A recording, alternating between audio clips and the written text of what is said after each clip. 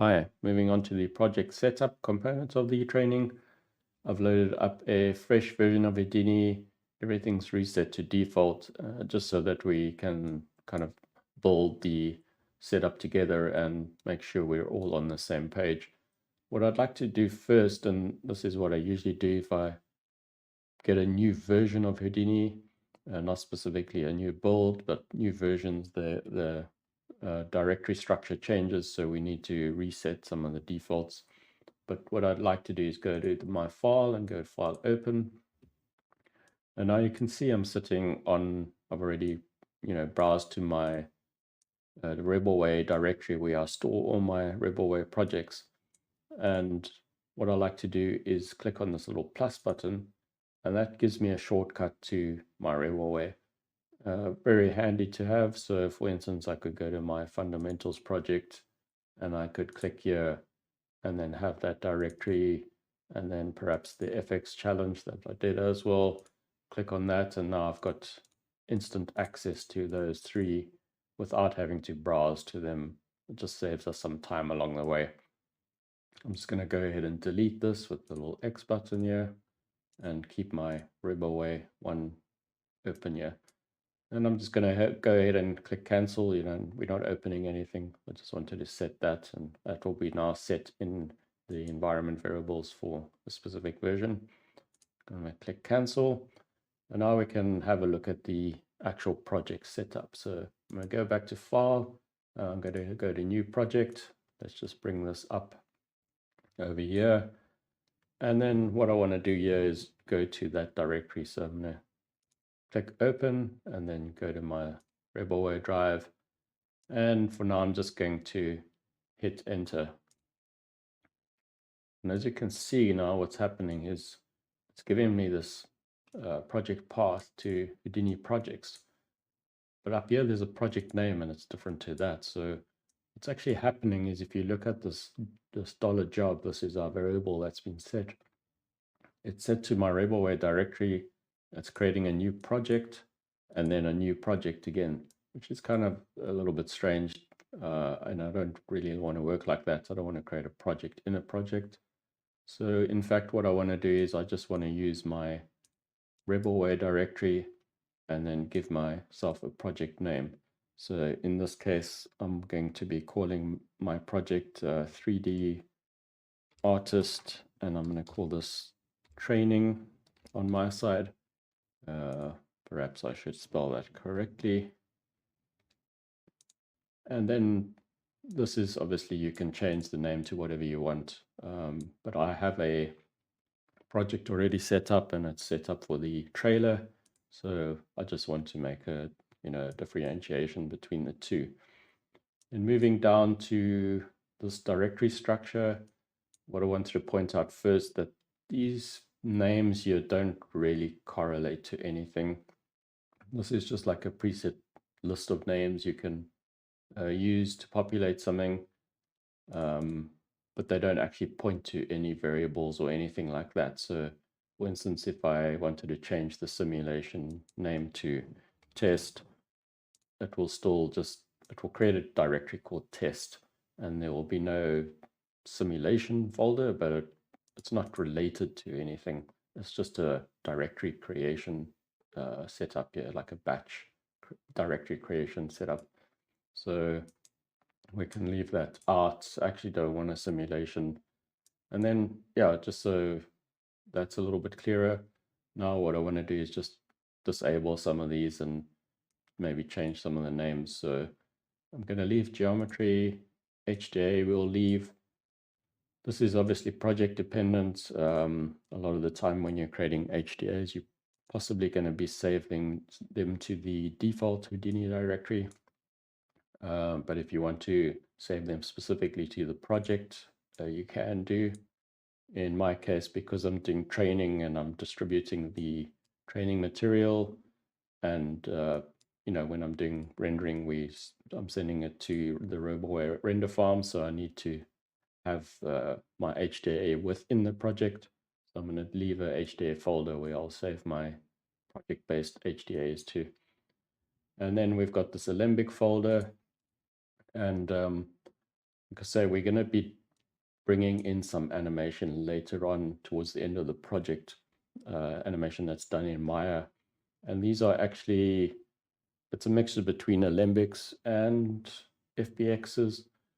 So I'm actually just going to change this name from ABC to Anim, Anim like that.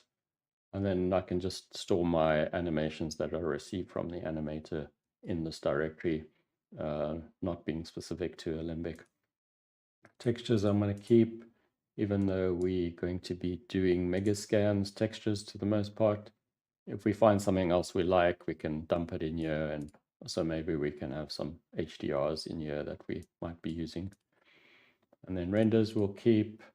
Flipbook, now Flipbook, I don't specifically like this name, and the reason for it is because it says flip, and it just makes me think of the flip solver, so it's a little bit confusing. As I do a fair amount of simulation work, I don't particularly like this name, so I'm going to call this captures,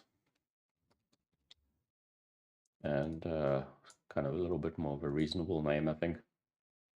And then scripts, we're not going to have any external scripts. I'm going to disable that folder creation. Composites we can keep. We're not going to be doing any audio. And then videos I'm going to disable as well. And the reason for this is if I generate flipbooks, what I do is I generally export them as videos. So then I'll be putting my videos in the capture folder. So it would be like a double folder that I wouldn't really need. And then desktops, I'm not going to enable. There's no real reason to have a custom desktop within a project unless you really want to do that. I don't see a reason to do it. And the last thing what I want to do within this setup is, as you can see, there's no directory to save your actual Houdini file. And I like to create a HIP directory for this. And that's where all my HIP files will go. Now, just since we're doing training and it's done on a weekly basis, what I want to do on my side is I want to actually add a week name to the HIP.